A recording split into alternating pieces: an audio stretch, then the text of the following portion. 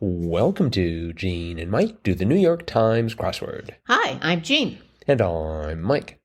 And today we are doing the crossword for Wednesday, August 7th, 2024. So, did you do the crossword? I did. And what did you think? I thought it was brilliant. Oh. What did you think? I was sort of annoyed by it.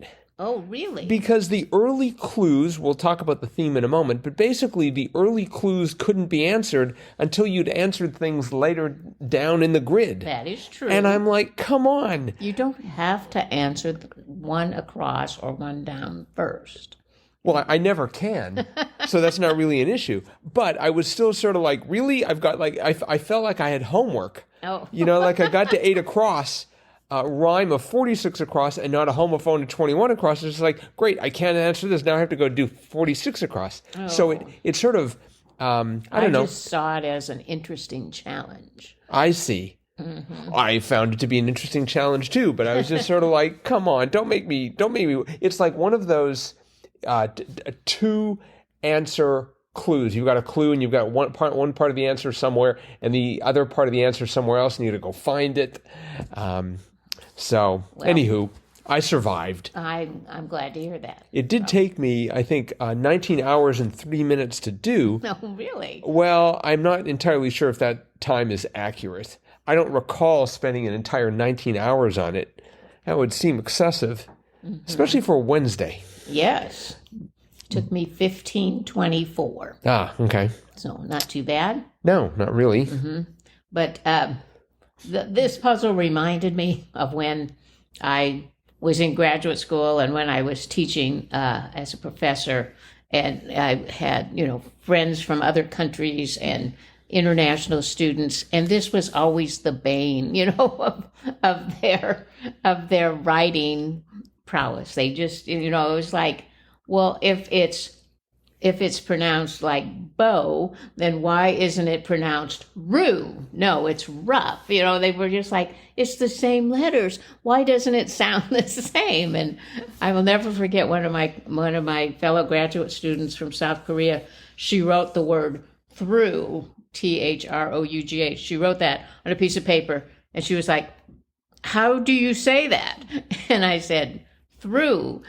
But then she was like, it just really, then she wrote THOUGH, and she said, well, through, and I said, no, though.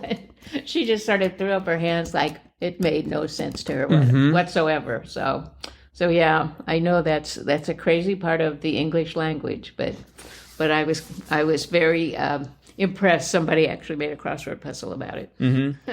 There's a series of stories by someone named Leo Roston, and it was the story of someone named Hyman Kaplan who would write his name with asterisks in between his letters. And he was learning English, and I remember there being a line there that English is just a set of exceptions.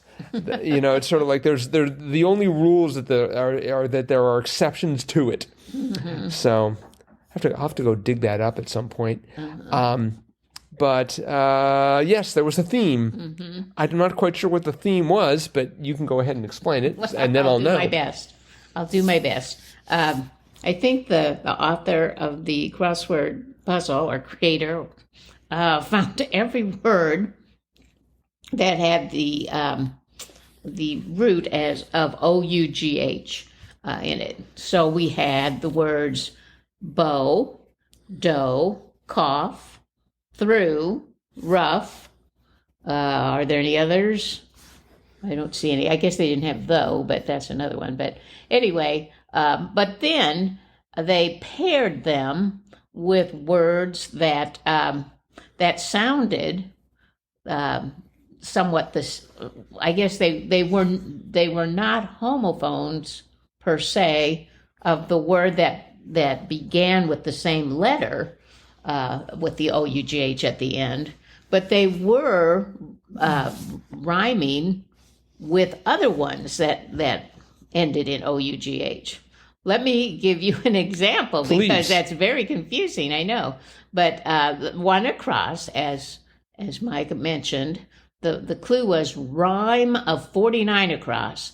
but not a homophone of 19 across. Okay, so 19 across was main branch of a tree, which was bough, B-O-U-G-H. Okay, but then 49 across was uneven, which was rough, R-O-U-G-H. And the answer to 1 across was buff, which rhymes with rough, but it doesn't rhyme with bow, even though they both begin with the same letter. And of course, bow and rough look like they should rhyme, but they don't. So they were able to find words that were rhyming of an O-U-G-H word, but if that word had the same letter as the word that rhymed, it didn't rhyme. So another example was 8 across. Rhyme of 49 across, but not a homophone of 21 across. And the answer to that was doff, like you doff your hat. And 46 across, the word it rhymed with was attention-getting sound, which was cough, doff and cough. But if you put a D instead of a C in front of O-U-G-H, you get dough, which does not rhyme with doff. So that was the theme. It was a little complicated, but I really thought it was rather clever. Okay. Mm-hmm. I'm still trying to figure out how to pronounce 19 across. I thought it was pronounced bow. You know, there's like in the bow. Let's see. I've heard it as bow or bow. Really? Okay. I guess I never heard it as bow, or maybe I heard it as bow and just ignored it. I don't know. But yes. Or maybe it is. Deck the halls with boughs of holly. Yeah, I guess it is. Bow. Okay. I mean, pronunciation is clearly important to the theme here, so I just want to make sure we get it right. But, okay. Very good. And of course, I always cook with cooking dough. Wait, that can't be right. The other one that was part of the theme was 69 across. Rhymes with 43 across, but not a homophone of 49 across.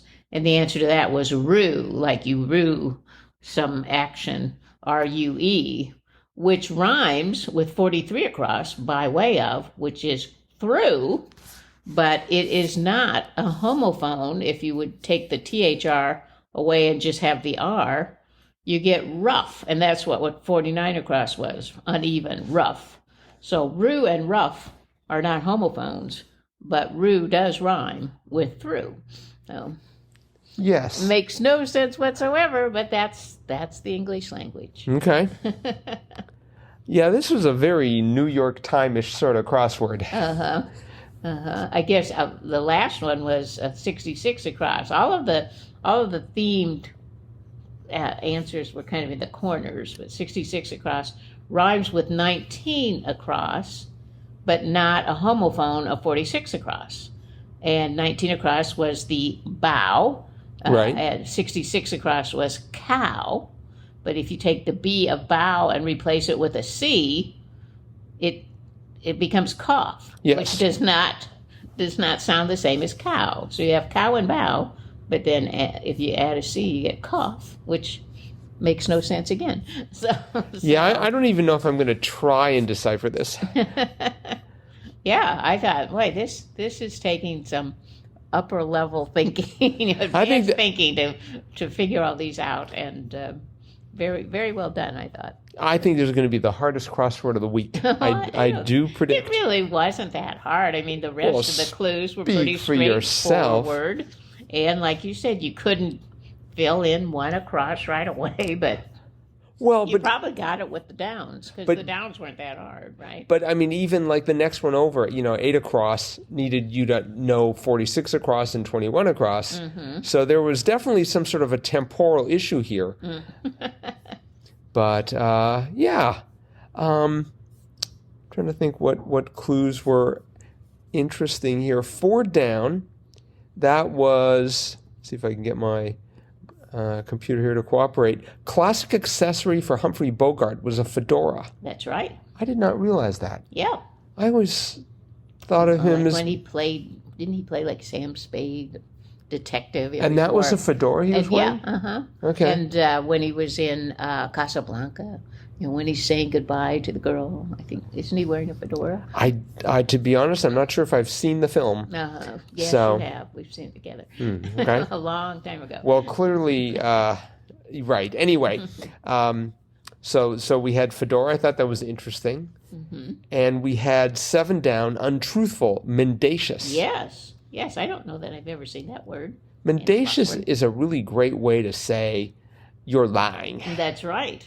You're right. So it's not a debut, but it's unique to the modern era. That's to say, the era that started with Will Schwartz and is now Joel Fagliano. But it's shown up a total of 4 times in the New York Times crossword. Wow.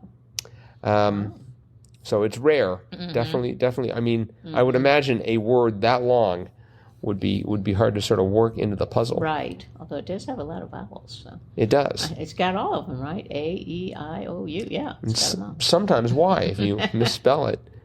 44 down. That was an interesting one that I don't think I've seen before.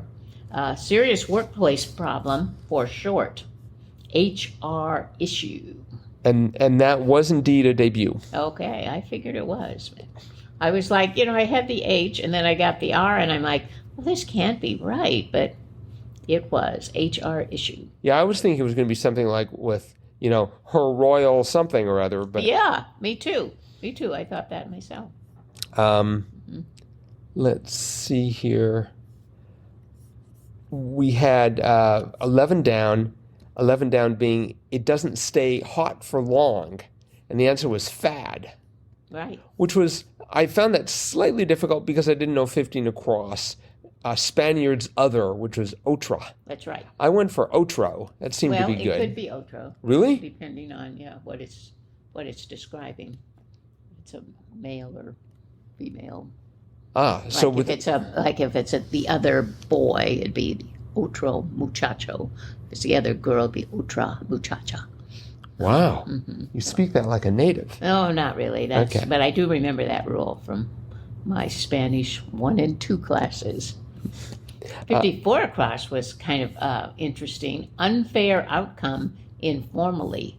Bum deal. Yes. I thought bum rap, but nope, bum deal. Wouldn't fit.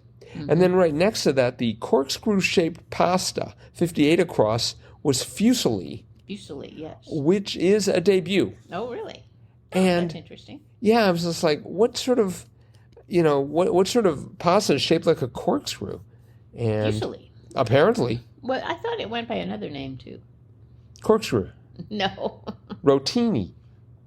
Maybe rotini. I don't know. But in any event, it's the answer they wanted here was fusilli. Rotini? Yeah, see, look, that looks like corkscrew. Right. So rotini or short corkscrew-like shaped pasta. So I wonder what the difference is between fusilli and rotini. That's a good question. Maybe how tightly wound it is. Mm-hmm. No, it looks exactly the same. Okay. Right. Let's see. We had 13 across was Olay competitor, and I went for este. I thought about este, but I didn't think maybe that was correct. It fit, but no. Right. I thought este's a little more upscale than Olay. So. Right. Well, this is a fairly nuanced understanding of these products that I do not possess. But I mean, both Olay and Nivea you can buy at Walgreens or you can buy at a drugstore. Whereas Estee Lauder, usually that's in a makeup section of a department store. Oh, I usually Macy's. buy mine at Quick Trip. You do.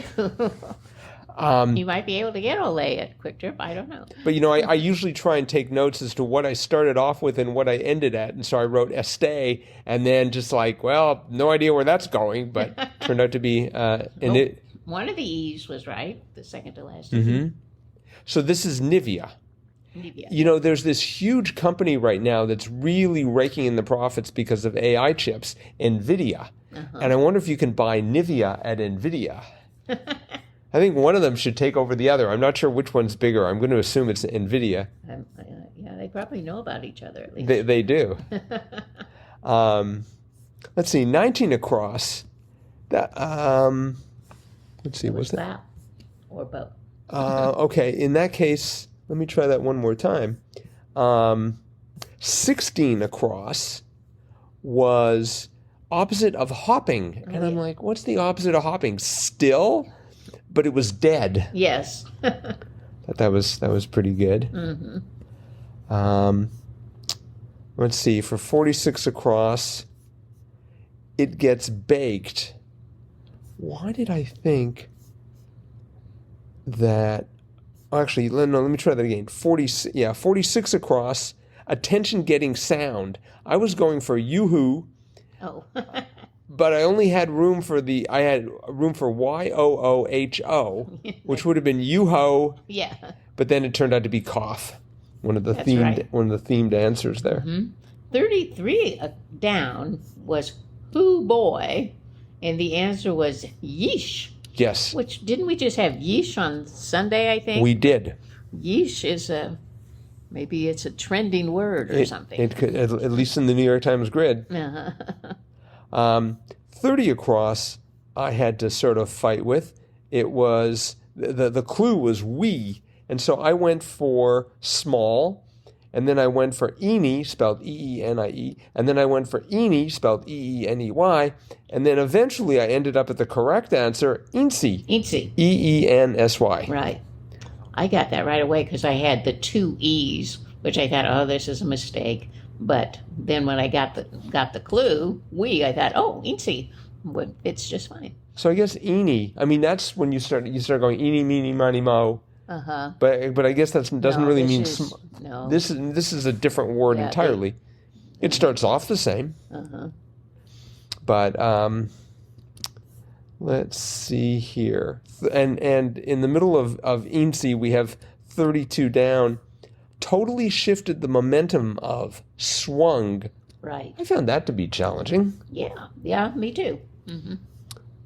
And we also had 62 across. Pop star might go by this, and it was one name. Right. I was trying to think, like a, Alias? Fake name, alias, yeah, something like that. Pseudonym. Fake name. Mm-hmm. But no, one name. There are quite a few one-name singers. So. Right. I defy you to name one. Sure. Okay. Defy you to Adele. name two. Okay. Defy you to name three. Madonna. How about, and isn't Sia one of those? What? Sia? Sia, yeah. So. Skia? No, maybe not. Rihanna. Yeah, quite a few. Yep. Elton? Prince? Let's see. Elton. Sting. Okay, now we need someone from this century. Lil Nas X. Doctor. That's it. That's the end. That's the entire name right there. Doctor. 65 across was, let's see, more timid, and it was mousier. That's right. Wow. Yeah, I understand as I'm looking over this why I had so much trouble with it. I didn't know most of the answers. That'll do it. Always a complicating factor. It always does me in when I don't know the answers. I liked 58 down. Blank is very agreeable, but the bad thing is that it goes on 24 hours a day. Gabriel Garcia Marquez, and the answer was fame. That's right. Fame is very agreeable. Yeah. And the thing is, I've never heard of Gabriel Garcia Marquez. Didn't Is possess he famous? didn't possess much fame themselves, apparently. But obviously, yeah, he knows fame, so he must be famous. 52 down. Island country that's 24 hours ahead of its closest neighbor, Samoa. Mm-hmm. I gather an international date line is involved in here. Apparently, yes. Let's see. Used as a platform. I originally put down stand on, but then I figured out that the tense stood on. That's correct. Yeah. Oh, and 56 down. Communicate like a sphinx. Meow. Right. So sphinx is spelled SPHYNX. I gather that's a cat? I believe so, yes. And not some sort of ancient Egyptian ruin? Well, it's that too. No, but there's with an I, right? Oh, that's right. That's right. So I thought that was sort of curious. All right. Let's see. One last one here. 25 down. Insurer with an avian mascot was Aflac. That's right. Do you know what the bird is? It's a duck. It's a duck. Aflac. That's the sound it makes? It says that sort of like a quack. I see. So, that's clever. All right. Well, I think that's it for the crossword. We do have a spot of listener mail. Ooh, good. Actually, 2 letters. Oh. The first is from Randall, and it's titled Gopping and Chirping. Hi, guys. Well, once again, the NYT crossword has succeeded in presenting me with words I didn't know existed. Regarding Sunday's puzzle, I can honestly say that I've never ever heard the word gop, nor chirrup, for that matter. Oh, thank goodness. There's someone else. Prior to this appearance. Saw that. I initially thought that gop had to be a mistake. I was sure, though, that the cross had to be toe loops as opposed to toe looks. But gop, no way. I, in fact, called a friend of mine who happens to be British and posed the clue to her. She instantly replied with gop. I was shocked and thought I must have misunderstood her, but no, she was saying gop. By the way, listeners, it's spelled G-A-W-P, for those of you who didn't do the Sunday crossword. Well, as it turns out, there was a reason she knew it and I didn't. Gop is the British usage, and gawk is the typical American usage. That may explain the dialect difference in the past puzzle clue. Yeah. So instead of being annoyed that I didn't know these words prior, I feel happy that thanks to the NYT, I now do. In fact, it makes me want to chirrup. And Randall has also provided a link to a distinction between someone who explains the difference between gawk and gop. And we'll include that in the show notes. Yeah. All the best, Randall. Very good. And the same to you, Randall. And thank you so much for this. Yes. The difference between gop and gawk. Interesting. And then let's see. Our mailbag is running over here. This is from Izzy, the Rare Tuesday Victory. Good morning, Gene and Mike. I've returned fresh off a European vacation. Rome, Athens, and Crete. Wow. I didn't go to Paris for the Olympics, but maybe in LA in 4 years. Yeah, I would imagine traveling around Paris right now would be sort of problematic. Quick note. In Italy, I noticed a lot of people doing word and number puzzle games on trains and such in pen. I thought that was interesting. Oh, those Italians, they're fearless. Triplet Tuesday. ERA backup. I got it in 3 with Mike. My first guesses were RPS, relief pitchers. Ooh. OMS, for repeating calming words. And now, as in now. Let's see. 2, university mascot. My first guess was Reb, but I got it in 2. Owl. I think the Hogwarts test pushed me through. Very good. 3, I got it in 3. My first guess with Hitchcock's high mark in literature was CEL, just a stab in the dark. I'm trying to figure that one out. Then Mo, with a bit of wit clue. Mott, like bon mot. Well, Mo, I guess it's actually in French. Mo, yes. But the question mark clue got me to pun for the win. Very Mike, good. These weren't easy, so don't be too hard on yourself. Don't worry, I will be. Thanks as always for the shows. I will look forward to catching back up. Excellent, Israel. All right, well, thank you so much for that, Izzy. And Randall. And for anyone else who wants to join in the conversation, crosswordpodcast at iCloud.com. And that is it for today. Thanks, everyone, for listening. We'll be back again with our cutting-edge analysis of tomorrow's crossword tomorrow. Bye-bye.